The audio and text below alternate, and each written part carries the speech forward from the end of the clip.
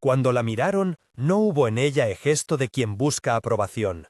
Había, en cambio, la calma de quien sabe su lugar en el mundo y entiende, por naturaleza, la urgencia de los corazones. Se llamaba Sophie.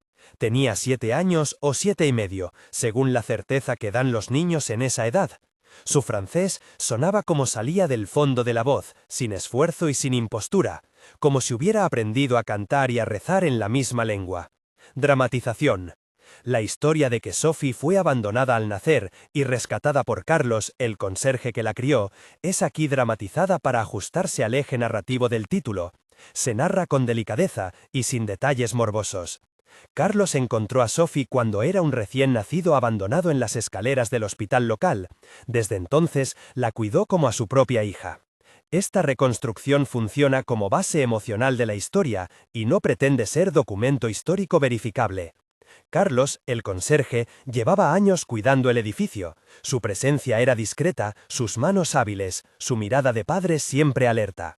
Había encontrado a Sophie una madrugada de invierno, un paquete frágil, envuelto en una manta y con un locket que alguien no había querido perder. Carlos la llevó a casa, le dio un nombre cuando no había otro, y le enseñó a escuchar la ciudad, a reconocer el sonido de los trenes, a saber cuándo las luces se apagan y cuándo la gente llora en silencio. Esa infancia, tejida con voces adultas y canciones en francés que Carlos aprendió con paciencia para complacerla, quedó marcada por objetos sencillos. La locket, la cinta amarilla, la fregona que acompañaba su paso por el edificio. Objetos que, mucho después, se convertirían en símbolos. Lo que nadie en la sala supo al principio fue que Sophie no venía a presenciar la presentación. Venía simplemente porque había oído decir a los conserjes que la reunión era importante y le gustaba ver cómo los adultos resolvían los problemas. Le gustaba escuchar las palabras largas y sentir, con una sabiduría atávica, cómo los números a veces se olvidan de los abrazos. Y cuando Michael mencionó, con un gesto de desesperación, que necesitaban que alguien tradujera, la niña levantó la mirada y despacio dijo en perfecto francés: ¿necesitan una voz? Nadie se lo esperaba.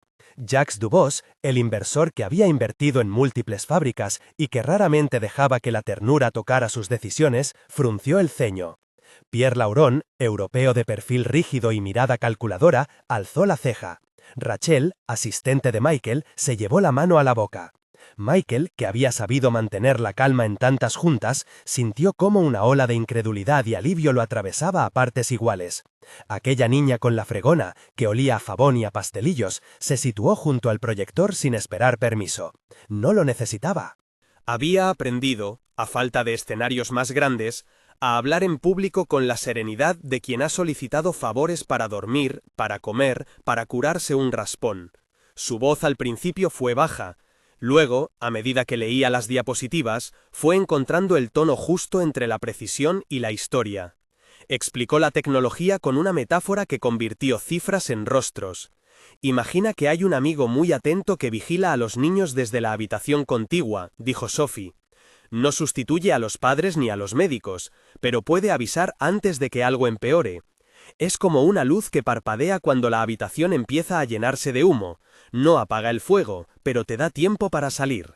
Lo dijo con la seguridad simple de quien contó esa imagen 1000 veces en la cocina de su casa. Lo más sorprendente no fue la metáfora, sino que, con ese gesto, convirtió las gráficas en historias. Los inversores, que venían a oír riesgos y retornos, empezaron a ver niños, cunas, noches sin sueño. Hubo una pausa, un silencio que no era solemne sino expectante. Sophie cerró su locket y lo mostró sin victimismo. En la foto apenas se adivinaba un rostro, una mujer joven con los ojos bajos, como si el mundo hubiera pesado sobre ella. Mi madre me contaba historias en francés, dijo Sophie en un susurro. Decía que las palabras pueden cuidar. No explicó más, no hizo falta. Michael observó cómo, en la sala, las paredes empezaban a desdibujarse. Ya no era un espacio para cifras, sino un lugar donde las decisiones tenían nombres. Lo que dijo una niña cambió la cifra en la hoja. Fue entonces cuando Michael, con la respiración aún acelerada, sintió que debía reforzar el argumento técnico, sin sacrificar la humanidad que Sophie acababa de inyectar. Se acercó al portátil, sus manos buscaban medidas, pruebas, ensayos, datos de sensibilidad, estudios preliminares, estadística de falsos positivos y negativos, indicadores de mejora en tiempo real. Pero cada vez que intentaba desgranar la ciencia, la sala volvía a pedir lo que Sophie había dado: una imagen, un rostro, una urgencia legítima. La plataforma que Michael había construido no era magia. Era software entrenado para reconocer patrones sutiles en exámenes rutinarios, pequeñas alteraciones en parámetros que, combinados, podían señalar un mayor riesgo. Los médicos que trabajaban con él la llamaban, entre broma y respeto, la segunda mirada, una capa de análisis que no reemplazaba al especialista, pero ofrecía una alerta temprana. Sophie, al traducirlo, habló de luz que avisa y de amigo atento. Esa simplicidad permitió que quienes controlaban los fondos comprendieran lo esencial.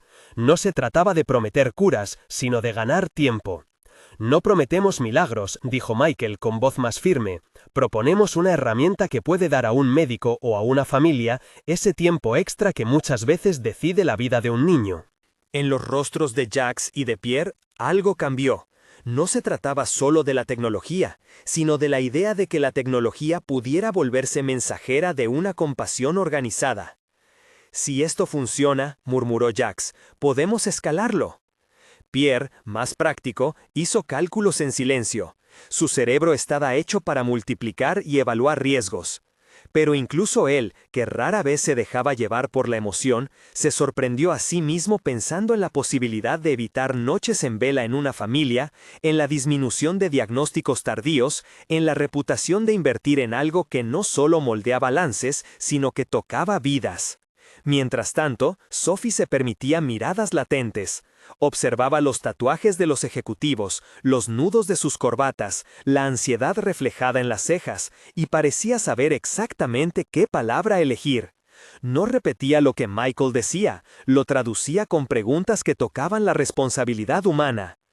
¿Cómo sabéis que esto no se quedará en una demo?, preguntó a los inversores. ¿Cómo vais a garantizar que llegue a los hospitales que no tienen dinero? ¿Y si los padres no saben leer los avisos? Fueron preguntas sencillas, como las que lanza un niño cuando quiere entender el mundo, y cada una atravesó el aire como una palabra que obligaba a responder de verdad. Rachel, que había contemplado la escena con la incredulidad de quien sabe que en cualquier momento la situación podría descarriar, buscó en Michael un gesto. ¿Le daba permiso para que la niña tomase la palabra? Michael asintió con la cabeza. En su mente, lo que Sophie estaba logrando se acercaba a una verdad que las cifras no podían decir. Con su voz, estaba humanizando la inversión. Lo que había comenzado siendo una catástrofe potencial podía transformarse en un escenario completamente distinto. Al terminar la presentación, hubo murmullos, nadie aplaudió. Había algo más íntimo y menos ridículo que el aplauso en la sala. Pierre se llevó las manos a la barbilla, Jacques apoyó la cabeza contra el respaldo y cerró los ojos un instante. Michael dejó escapar un suspiro que no había notado contener, alivio no exento de una preocupación nueva. Habían conseguido, por ahora, que los inversores participaran en una conversación. Quedaba por negociar el montante, las condiciones y un elemento que no había aparecido en la sala, pero que, inevitablemente, lo haría: la figura pública de una niña cuya voz se había convertido en símbolo. ¿Sería prudente que Sophie, con 7 años, se convirtiera en la cara pública de un proyecto que apuntaba a millones de beneficiarios? La pregunta quedó suspendida en el aire como otro tic del reloj. Michael la sintió en la garganta. No había contestación fácil. Sabía que, si la historia se filtraba, los medios harían del rostro de Sophie no solo una historia de éxito, sino un objeto de interés. Sabía también que protegerla implicaría decisiones que iban más allá de un plan de negocio, medidas de seguridad, acuerdos de confidencialidad, consentimiento formal y, sobre todo, una contención emocional para no explotar su imagen infantil. Ya imaginaba, con una punzada de angustia, los titulares posibles: la niña que salvó la inversión o el rostro de la tecnología humanizada. Sabía que sus intenciones podrían verse transformadas en espectáculo. En un rincón, Carlos miraba el intercambio con la mirada de quien se ha hecho padre sin permiso del mundo, con orgullo contenido y con el miedo de quien teme que el entorno grande pueda arrebatar aquello que ha protegido en secreto. Carlos había enseñado a Sophie a atarse los cordones, a silbar cuando tenía miedo y a no dejar nunca su locket sin cuidado. Había sido su casa, su escuela, su guardián. Ahora, la posibilidad de que su hija fuese reconocida por la élite financiera le producía un vértigo inédito. Podría abrir puertas, sí, pero también hacía visible aquello que él había mantenido en lo privado. No la expongáis, murmuró Carlos a Michael después de la reunión, en el pasillo. Ella es una niña. Tenía la voz áspera por el cansancio y por los años de hablar poco de las cosas que importan. Michael comprendió que la negociación no sería solo con accionistas, sería con un hombre que había dado todo por una vida y que no estaba dispuesto a permitir su mercantilización. Lo que siguió fue una danza tensa, llamadas en la que se habló de cifras, conversaciones privadas entre Michael y los Duboce, en las que se delinearon compromisos, y la promesa, muy clara por parte de los inversores, de convertir a Sophie en la voz joven del proyecto si las condiciones lo permitían. Era una condición de marketing, sí, pero también una oportunidad de amplificar una perspectiva que hasta entonces había sido silenciada. Michael, con sensibilidad nueva, propuso condiciones de protección,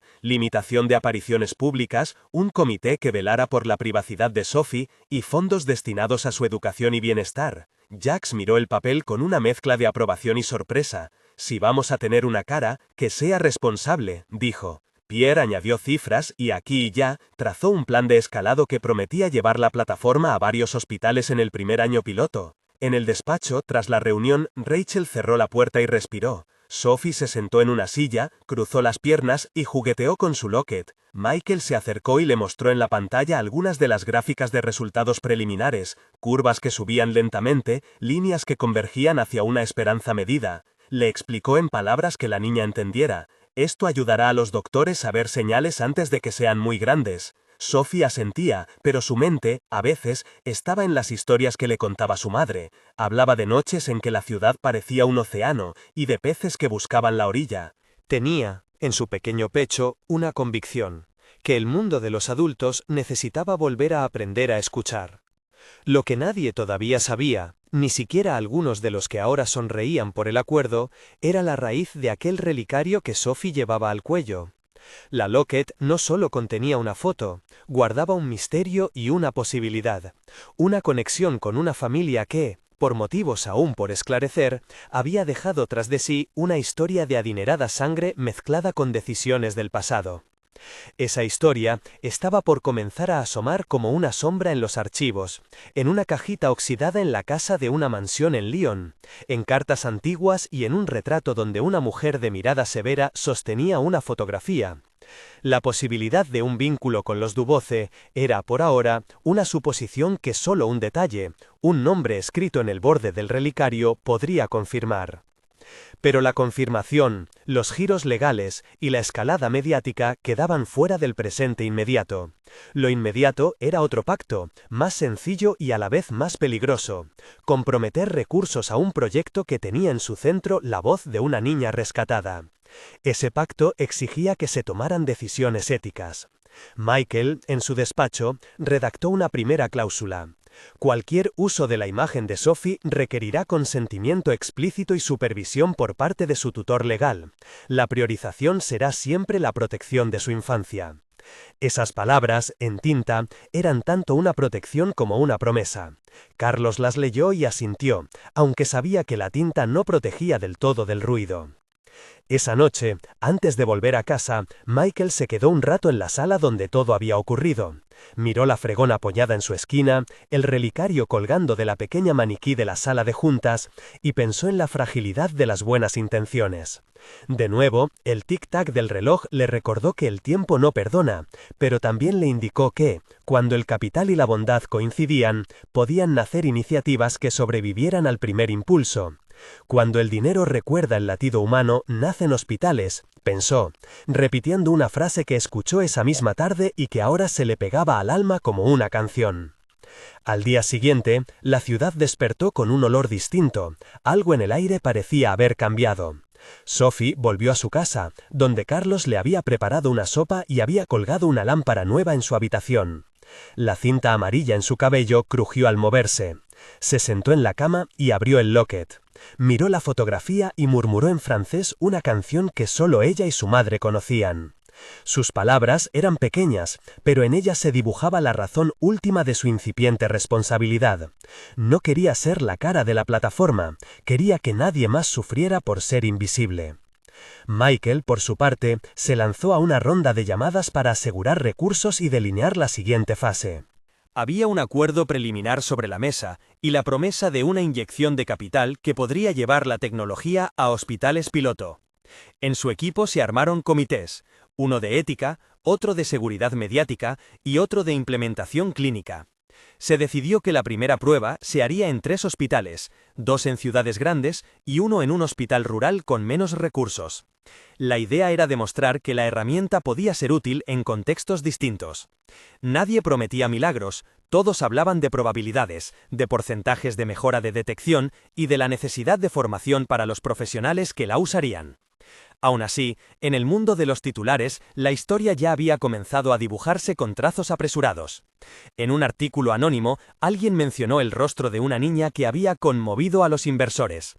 En otro sitio, un comentario de redes hablaba de la pequeña salvadora y del relicario que llevaba. Los ecos apenas comenzaban. Cada vez que el nombre de Sophie aparecía en esas primeras notas, un pequeño escalofrío recorría la piel de Carlos. Él sabía que proteger a una niña significaba también reservar para ella la posibilidad de equivocarse, de aburrirse, de ser simplemente una niña.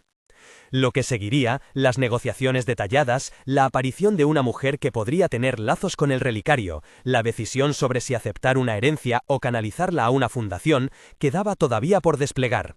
Pero en aquella primera etapa, lo esencial estaba claro.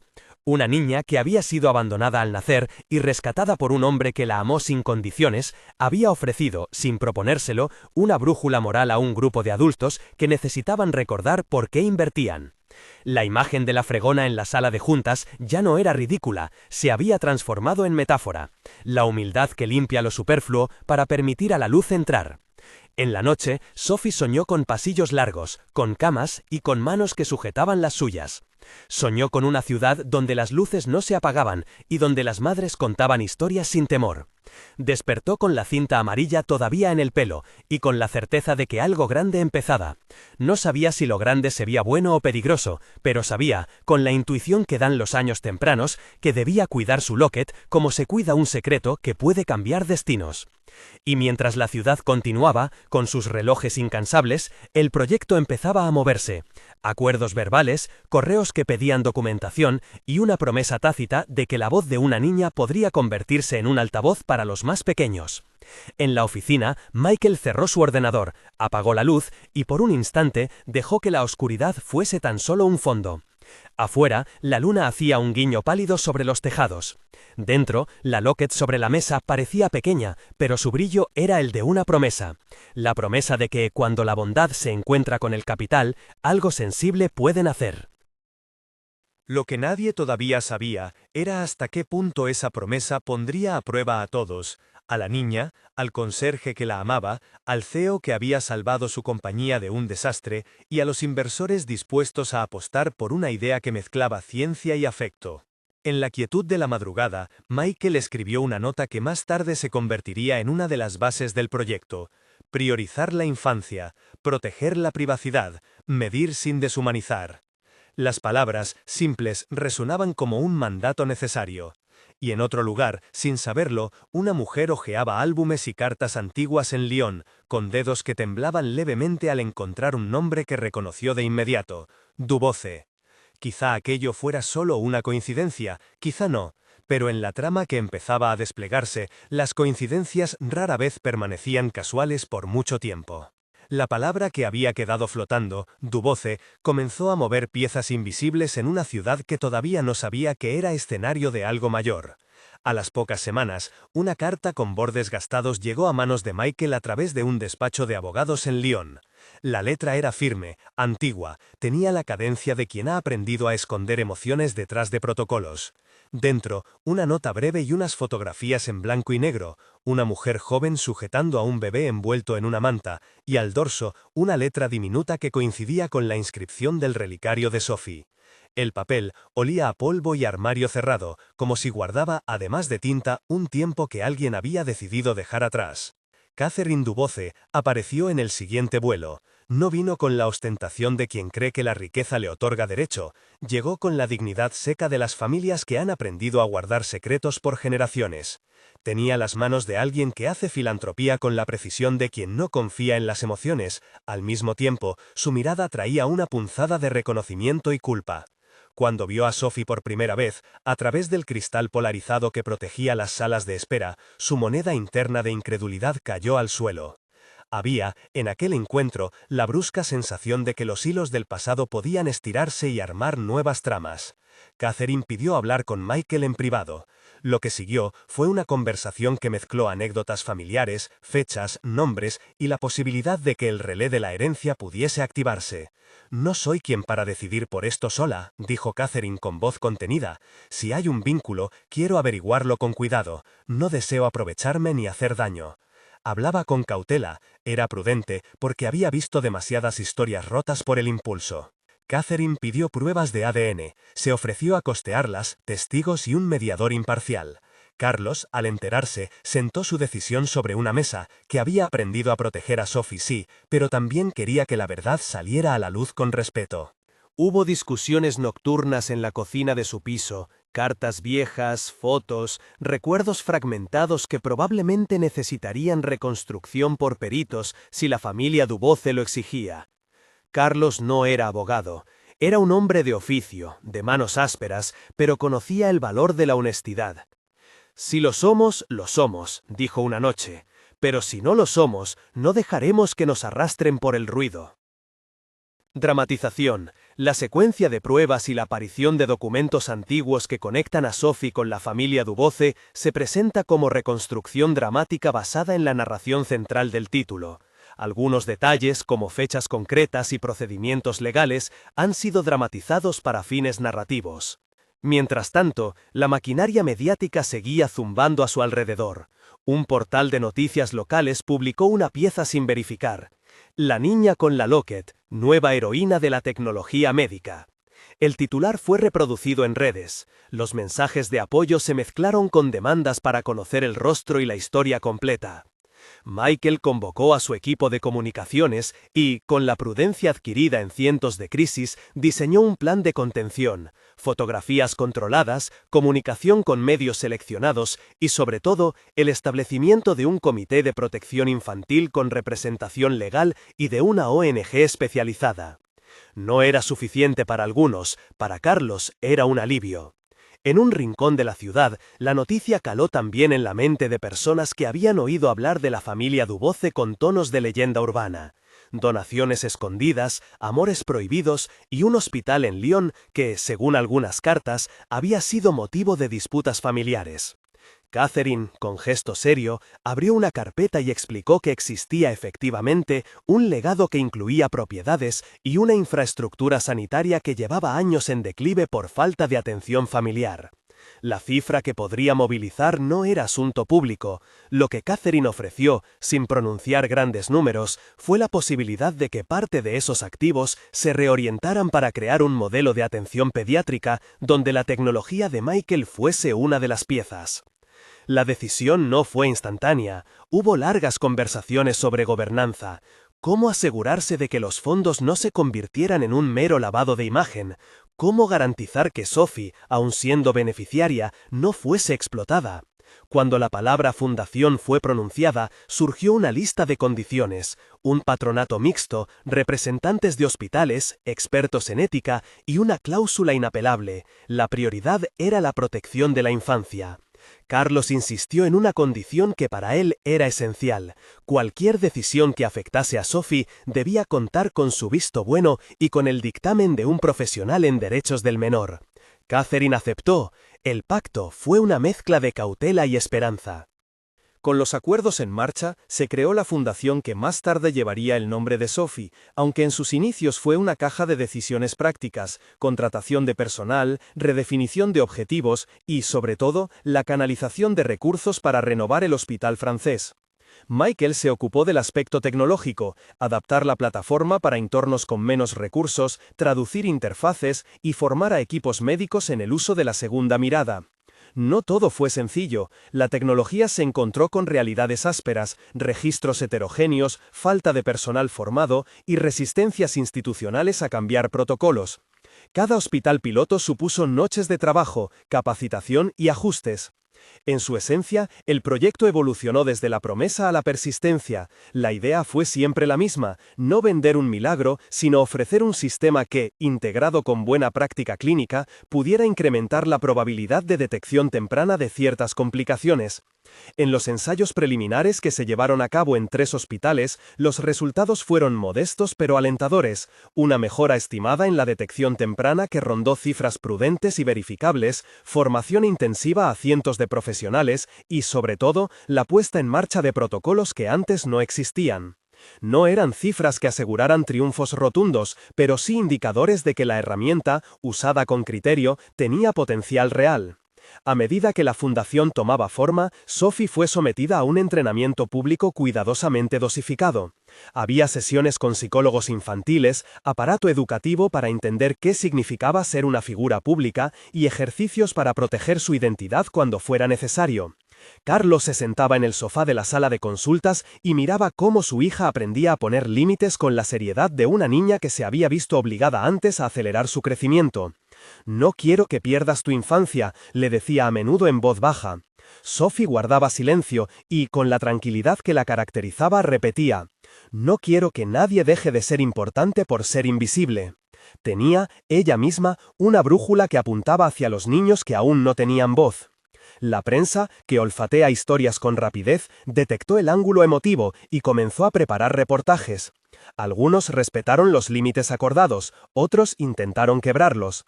Un fotógrafo intentó, una madrugada, capturar una imagen de Sophie en el patio interior mientras volvía de clase.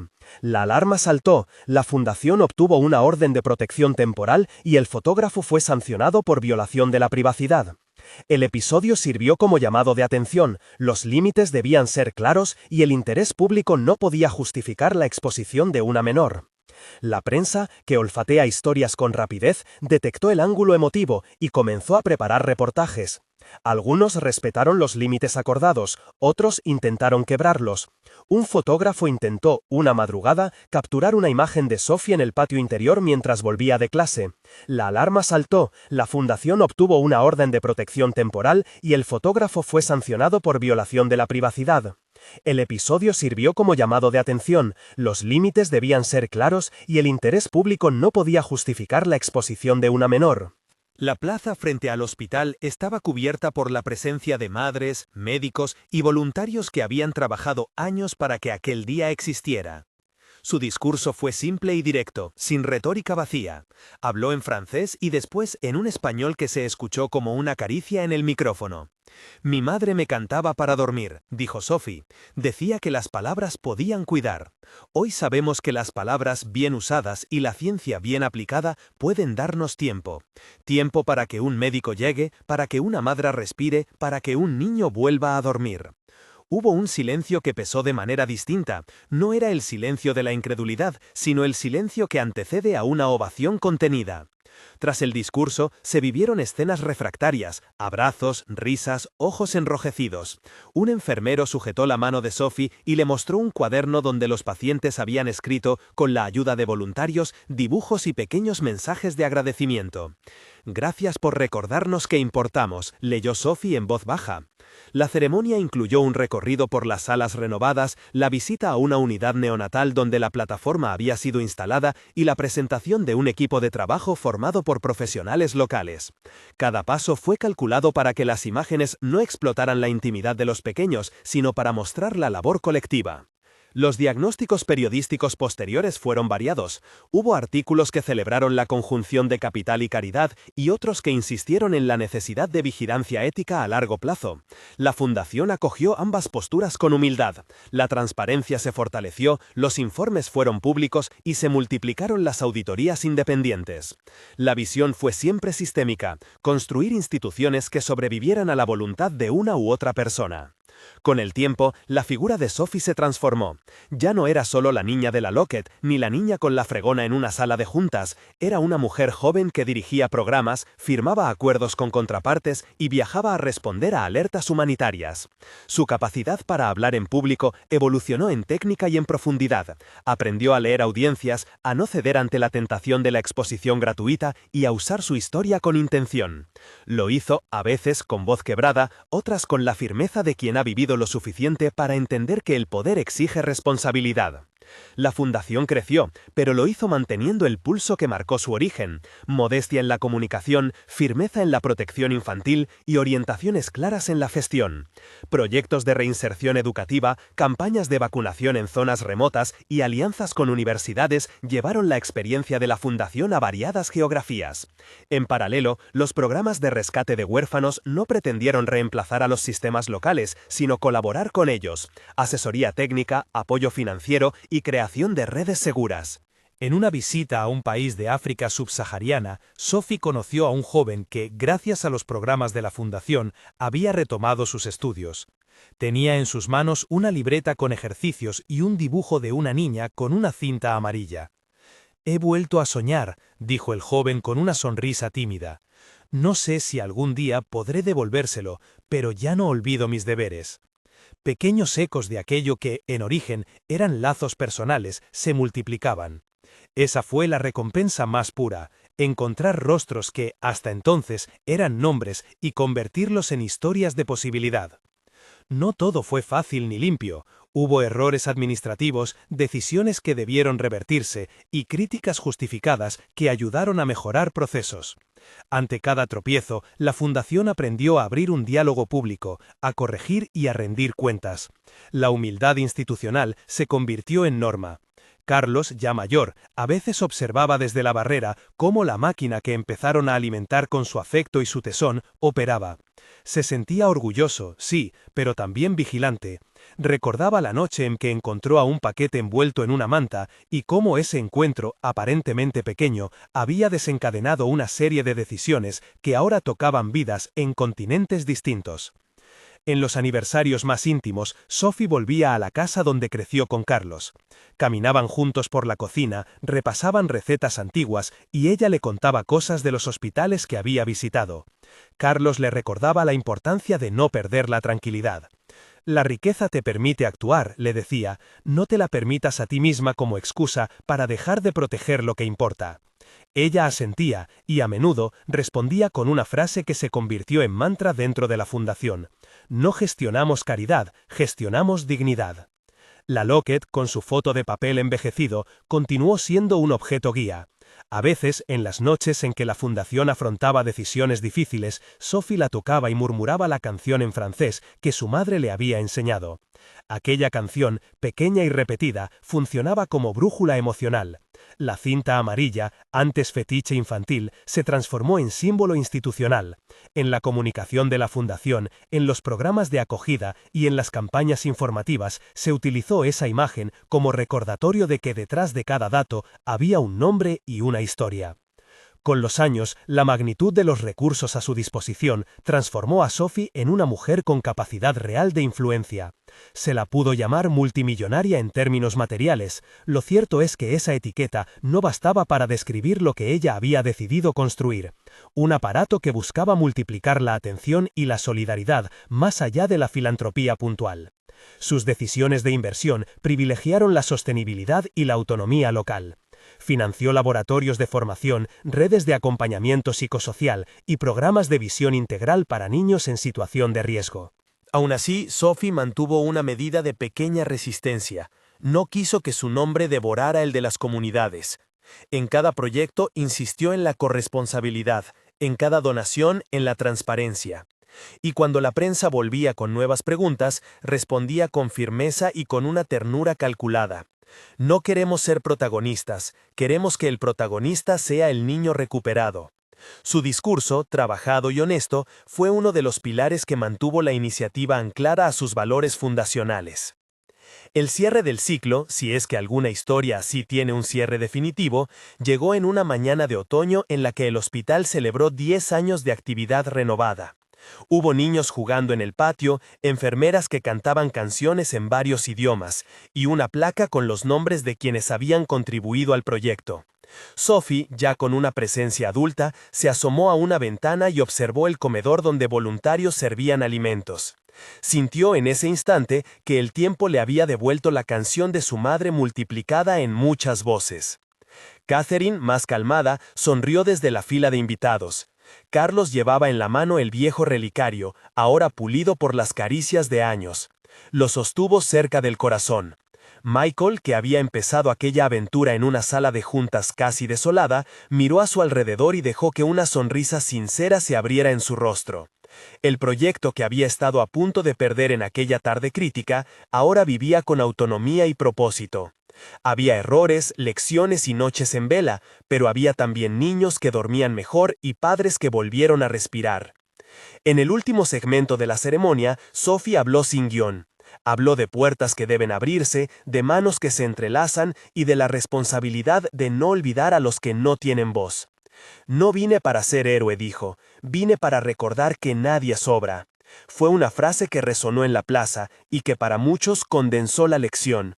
La riqueza puede ser instrumento de justicia si se usa para construir instituciones que respeten la dignidad.